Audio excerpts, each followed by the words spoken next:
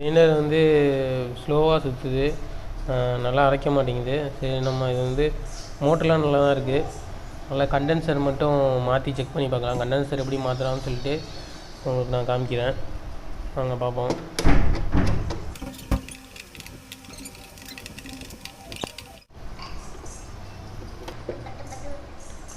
இன்னும் இதில் பார்த்தீங்கன்னா ஒரு பிளாக் கலர் இருக்கும், அதை எடுத்துக்கலாம். பார்த்தீங்கன்னா இது மாதிரி கழட்டிட்டு இந்த பேக் சைடில் பார்த்தீங்கன்னா ஒரு ஒயர் இருக்கும், இதுதான் கண்டென்சரு.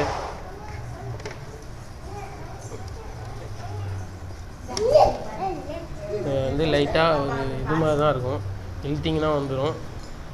ஒவ்வொரு மாடலுக்கு ஒவ்வொரு மாதிரி வச்சுருப்பாங்க, ஆனால் எல்லாத்துலேயுமே காமனாக இங்கே தான் இருக்கும். பார்த்திங்கன்னா இதான் கண்டென்சரு, டேப் பண்ணியிருக்காங்க. இப்போ நம்ம டேப்பை பிரிச்சுட்டு கண்டென்சரை எடுத்துகிட்டு இந்த கண்டென்சர் போட்டு பார்த்துருவோம்.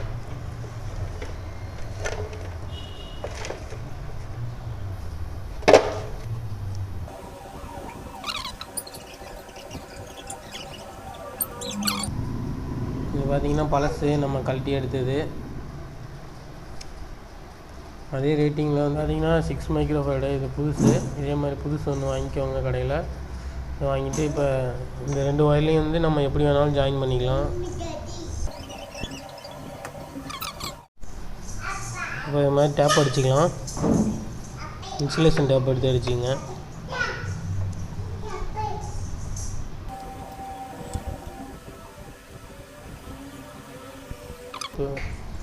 ரெண்டு பக்கம் டேப் பண்ணிட்டோம். இதை வந்து எடுத்து உள்ளே வச்சுக்கலாம்.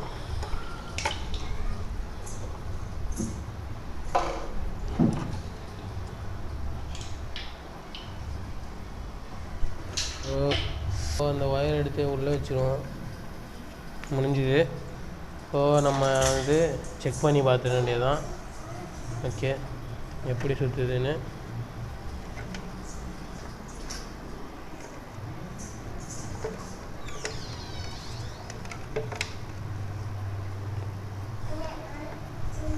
இதே போல் மறுபடியும் இந்த ஒயர் வைக்கும்போது இந்த பக்கமாக வச்சிடாதீங்க, பெல்ட்டில் உரசும். இந்த பக்கமாக மோட்டர் சைடாக அப்படி கொண்டு வந்து இங்கே வச்சுருங்க.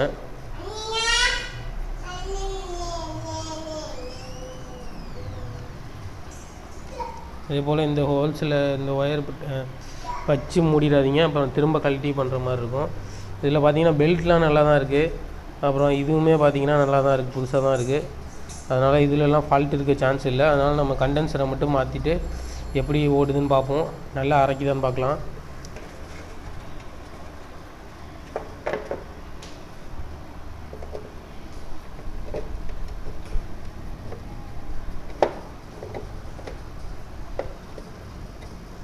இது வந்து எல்லா பக்கமும் கரெக்டாக படிஞ்சிருக்கான்னு பாருங்கள். படி இல்லாட்டி உள்ளே திறந்து ஏதாவது ஒயர் ஏதாவது சிக்கியிருக்கான்னு பார்த்து நல்லா படியை வச்சுக்கோங்க.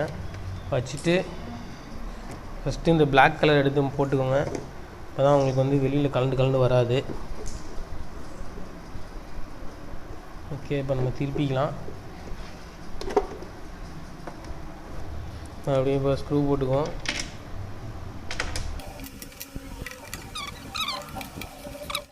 அவ்வளோதான். இப்போ வந்து நம்ம இதில் அரிசியை போட்டு அரைச்சி பார்ப்போம். ஏன்னா நமக்கு வந்து முன்னாடி ஓடி இருந்துச்சு, ஆனால் அரிசி போட்டோம்னா சுத்தமாக அரைப்படாமல் இருந்தது.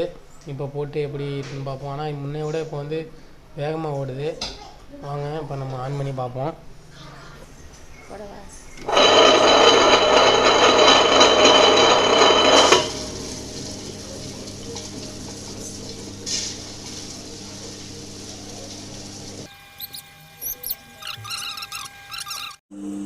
இப்போ பார்த்தீங்கன்னா போட்டாச்சு பாருங்கள், நல்லா முன்னையோட இப்போ நல்லா அரைஞ்சி வந்திருக்கு.